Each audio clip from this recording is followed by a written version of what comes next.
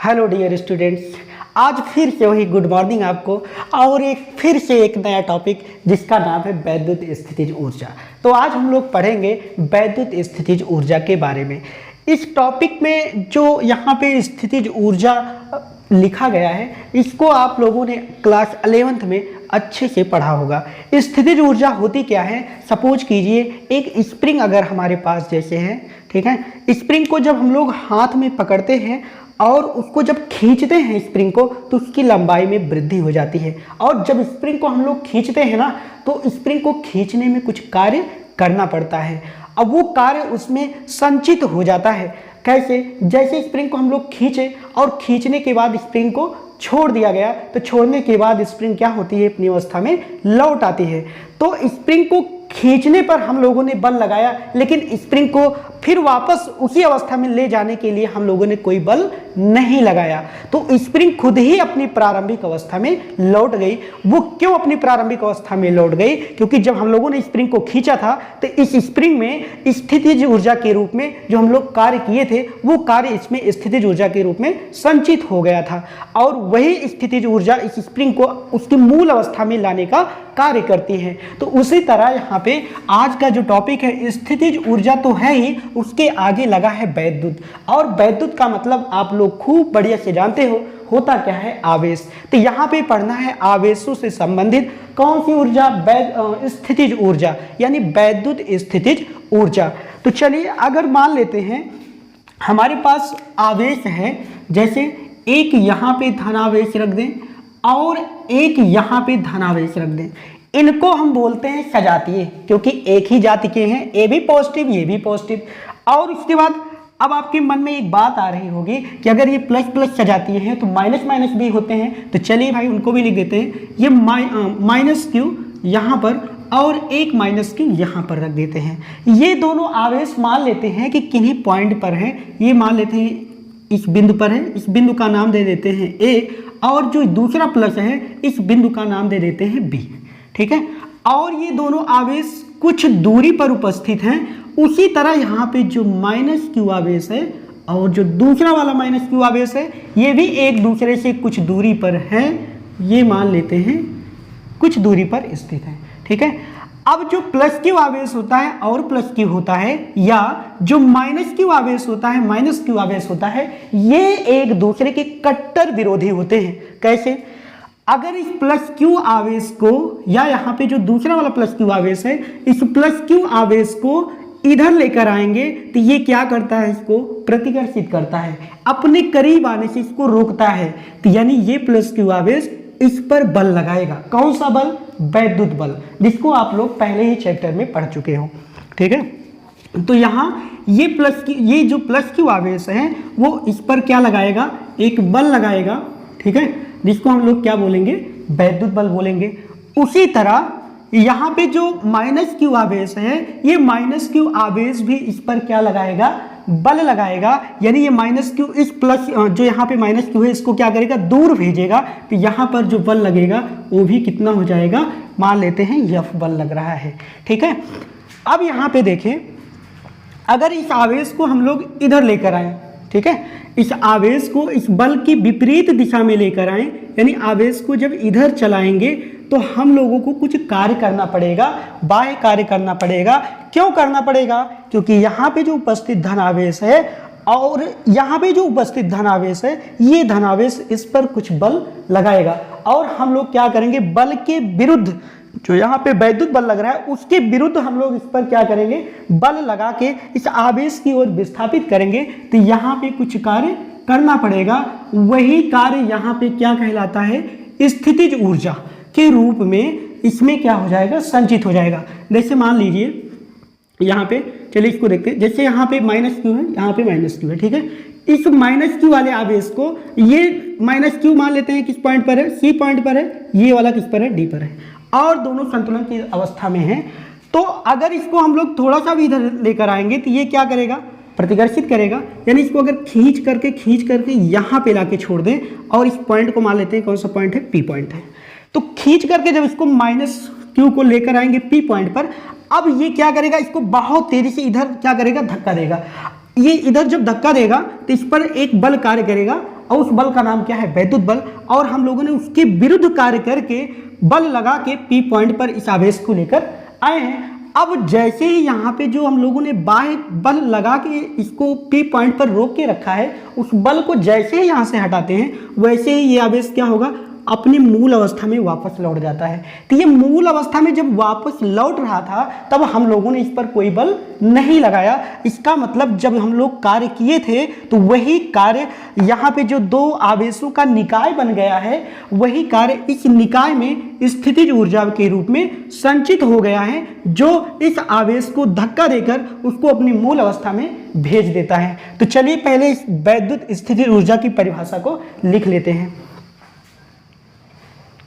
चलिए, तो यहाँ पे वैद्युत स्थितिज ऊर्जा क्या कहती है कि आवेशों के किसी निकाय को बनाने में जो कार्य करना पड़ता है वही किया गया कार्य निकाय में स्थितिज ऊर्जा के रूप में संचित हो जाता है, जिसे उस निकाय की वैद्युत स्थितिज ऊर्जा कहते हैं। तो अगर यहाँ पे आवेश को माने, एक आवेश कितना है, Q1 है, दूसरा आवेश कितना है, Q2 है, और दोनों अगर धन आवेश हैं, अगर इसको हम लोग इधर लेकर आएंगे तो इस Q1 के विरुद्ध Q2 को ले जाने में क्या करना पड़ेगा, कार्य करना पड़ेगा। यानी यहाँ पे Q2 को ले जाएंगे तो जो कार्य होगा वो Q1 के विरुद्ध बल लगाना पड़ेगा। यहाँ पे Q1 के विरुद्ध जो है बल लगाना पड़ेगा, और वही बल क्या होगा, बल लगाना पड़ेगा और एक कार्य भी करना पड़ेगा। वही कार्य इसमें क्या होगा, स्थितिज ऊर्जा के रूप में संचित हो जाएगा। तो चलिए हम लोग देखते हैं कि अगर दो बिंदु आवेशों से कोई निकाय बनाया जाए तो वहां पे जो वैद्युत स्थितिज ऊर्जा होती है वो क्या होती है। चलिए अब देखते हैं दो बिंदु आवेश के कारण निकाय की स्थितिज ऊर्जा क्या होती है। तो उसके लिए हम लोग मान लेते हैं यहाँ पे कोई एक बिंदु है, ठीक है, और इस बिंदु के इर्द गिर्द कोई आवेश उपस्थित नहीं है, ठीक है। यहाँ पे कोई पॉइंट है और इस पॉइंट के आसपास कोई आवेश उपस्थित नहीं है। तो अगर यहाँ पे कोई आवेश उपस्थित नहीं है तो इसका मतलब इस पॉइंट पर विभव का मान क्या होगा, शून्य होगा, ठीक है। कोई आवेश नहीं है तो इस पॉइंट पर विभव का मान क्या होगा, शून्य होगा, यानी V बराबर कितना आएगा, 0 आएगा, ठीक। अब यहाँ पे एक फार्मूला हम लोग पढ़ चुके हैं कि जो विभव होता है उसका जो फार्मूला होता है W अपान में होता है Q, ठीक। मानते हैं कि अनंत से किसी आवेश को हम लोग इस पॉइंट पर लेकर आते हैं। तो अगर अनंत से, ये मान लेते हैं कोई इनफाइनाइट पॉइंट है और यहाँ से किसी आवेश को लेकर आते हैं इस पॉइंट A पर, तो A पॉइंट पर जब हम लोग आवेश को लेकर आएंगे और वो आवेश मान लेते हैं कितना है, Q1 आवेश है। कौन सा है, Q1। यानी Q1 आवेश को A बिंदु पर अनंत से जब लेकर आते हैं तो लाने में जो किया गया कार्य होगा वो कितना होगा। तो यहाँ पे आप लोग थोड़ा सोचो, जब यहाँ पे कार्य का मान निकालेंगे तो W बराबर आएगा कितना, VQ आएगा। यानी जो यहाँ पे कार्य होगा वो पॉइंट A पर विभव और लाया गया जो आवेश है, दोनों का जो गुणनफल होता है उसके मान के बराबर होता है। तो यहाँ पे मानते हैं कि लाने पर जो कार्य किया गया है उसको मान लेते हैं किया गया कार्य कितना है, W1 है, ठीक है। तो यहाँ पे बिंदु A पर क्या लिखेंगे हम लोग, विभव लिखेंगे कि जो पॉइंट A है उस पर विभव का मान कितना होगा, और हम लोगों ने जिस आवेश को लेकर बिंदु A पर आए हैं वहां पे लिखेंगे Q1। यानी Q1 आवेश को बिंदु A पर लेकर हम लोग आए हैं। अब यहाँ पे देखें तो जो VA का मान है वो कितना आएगा, यहाँ पे 0 आएगा, क्योंकि यहाँ पे कोई आवेश उपस्थित प्रारंभ में नहीं था। तो यहाँ पे होगा 0 और यहाँ पे हो जाएगा Q1, टोटल हो जाएगा 0। यानी जब Q1 आवेश को हम लोग अनंत से बिंदु A पर लेकर आए थे तो वहां पे जो किया गया कार्य है उसका मान निकल के कितना आ गया, 0 आ गया। अब उसी तरह आप विचार करो कि एक दूसरा कोई आवेश है, ठीक है, यहाँ पे अनंत पर दूसरा कोई आवेश उपस्थित है और वो आवेश कौन सा है, Q2 है। कौन सा आवेश है वो, Q2 आवेश है, और उसको हम लोग बिंदु कहाँ पर लेकर आते हैं, B पर, ठीक है, बिंदु B पर लेकर आते हैं। कहां पर लेकर आएंगे, बिंदु बी पर। और किसको लेकर आना है, यहां पे आवेश Q2 को लेकर आना है बिंदु बी पर। अब जरा सोचो, यहां पे कौन सा आवेश था, Q1 था। प्रारंभ में जब Q1 को लेकर आए थे तो इसके करीब कोई चार्ज नहीं था, इसलिए कार्य हमको नहीं करना पड़ा। लेकिन जब हम लोग यहाँ पे Q2 को लेकर आएंगे तो पड़ोसी भाई साहब बैठे हैं Q1, ये क्या करेंगे, इस पर कुछ ना कुछ प्रतिकर्षण या आकर्षण बल लगाएंगे, यानी इस Q1 के कारण यहाँ पर कोई ना तो कोई पोटेंशियल होगा ही, यानी यहाँ पर Q1 के कारण बिंदु B पर क्या होगा, विभव होगा।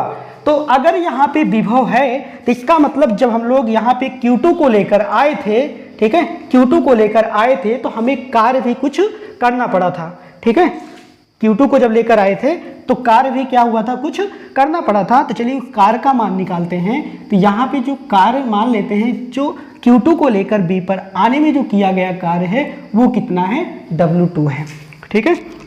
अब यहाँ पे जो फार्मूला होता है उसमें क्या लिखते हैं हम लोग, विभव इंटू लाया गया जो आवेश है। तो यहाँ पे कौन सा आवेश आया था, Q2 आवेश आया था, ठीक है। और यहाँ पे जो विभव का मान होगा वो किस आवेश के कारण होगा, तो वहां पे जो विभव निकल के आएगा B पर वो Q1 आवेश के कारण होगा।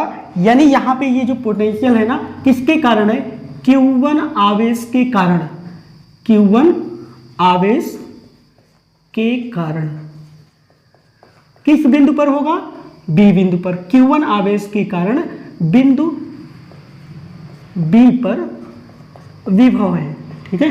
तो यहाँ पे जब जो B का मान आएगा वो किसके कारण आएगा, Q1 आवेश के कारण आएगा। किस पॉइंट पर, B पॉइंट पर।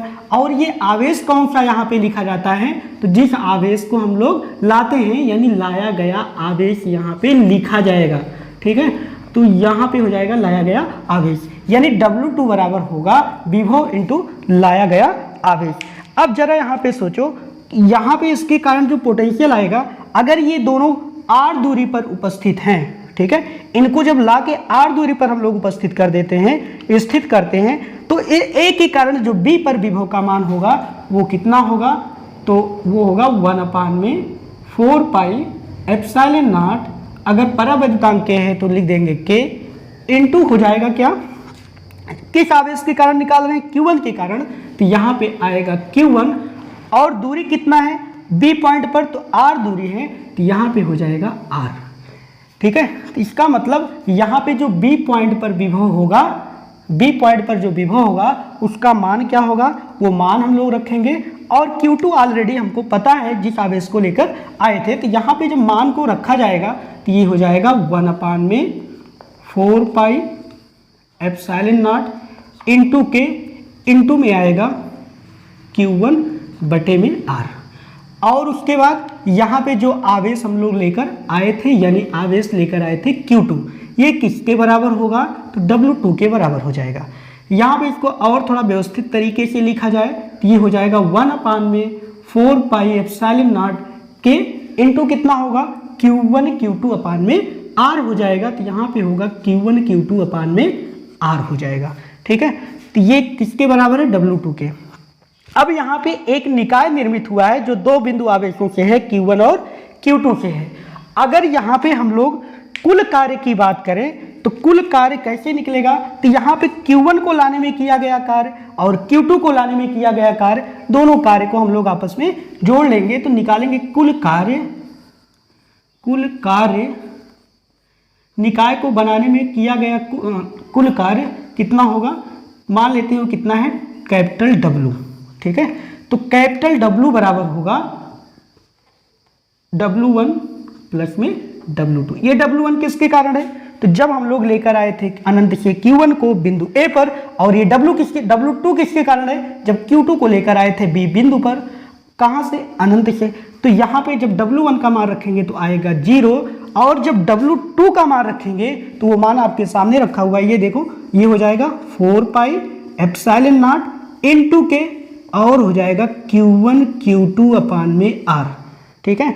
अब ये टोटल इसको थोड़ा सा सॉल्व करें तो आएगा 1/4 pi epsilon not into K into Q1 Q2 अपान में R। ये तो क्या है, इस निकाय को बनाने में किया गया कुल कार्य है। अभी हम लोग परिभाषा में देखे थे कि जो कार्य करना पड़ता है वही कार्य क्या हो जाता है, स्थितिज ऊर्जा के रूप में संचित हो जाता है उस निकाय में।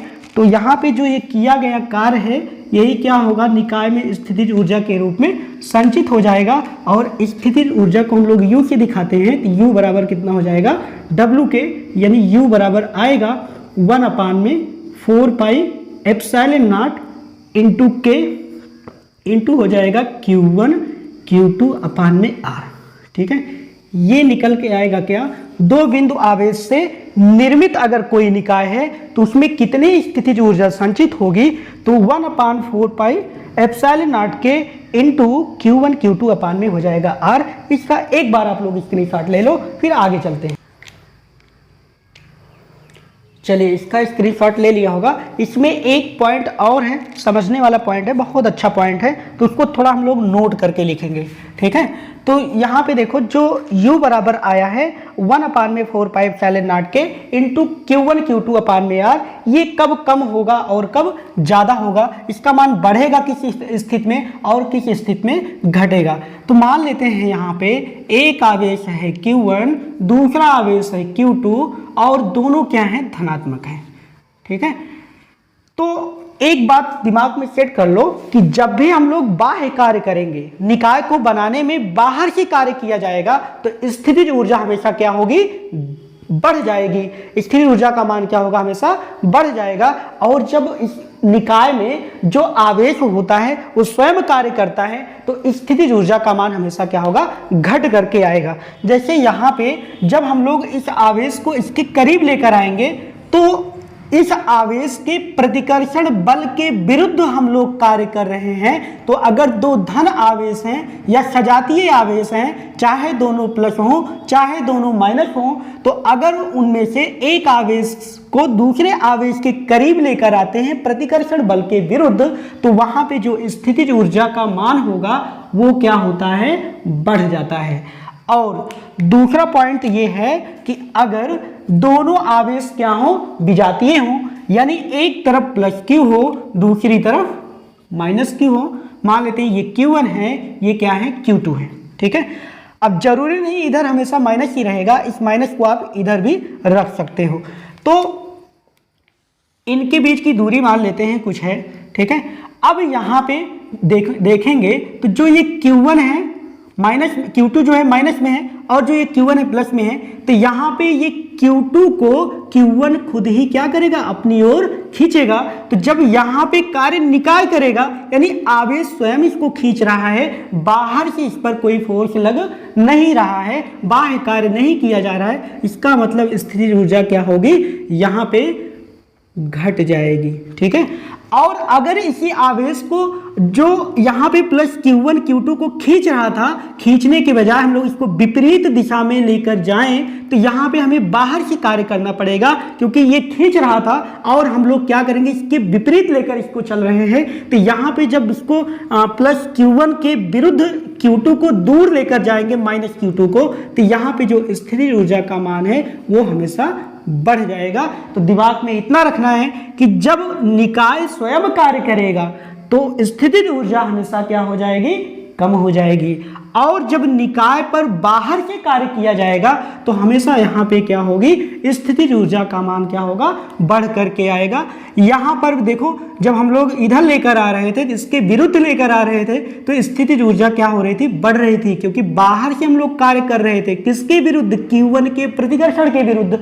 अगर यहाँ पे इसी आवेश को हम लोग दूर लेकर जाएं तो यहाँ पे जो प्लस Q1 बैठा है ये तो चाहता ही है Q2 हमसे दूर चला जाए, तो ये स्वयं ही इसको क्या करेगा, धक्का देगा।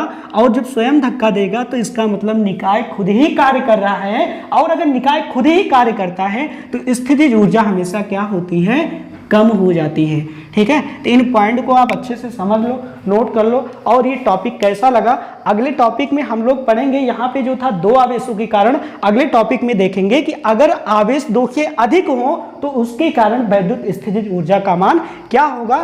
तो चलिए फिर अगले पार्ट में हम लोग देखेंगे कि आवेश अगर दो से अधिक हो तो उसकी स्थितिज ऊर्जा का मान क्या आएगा निकल करके। तो इसको नेक्स्ट वीडियो में देखेंगे। ये वीडियो आपको कैसा लगा, वैद्युत स्थितिज ऊर्जा का टॉपिक कैसा लगा, नीचे कमेंट में कमेंट करना और चैनल पे नए हो तो चैनल को सब्सक्राइब करना। मिलते हैं इसके अगले पार्ट में, तब तक के लिए जय हिंद।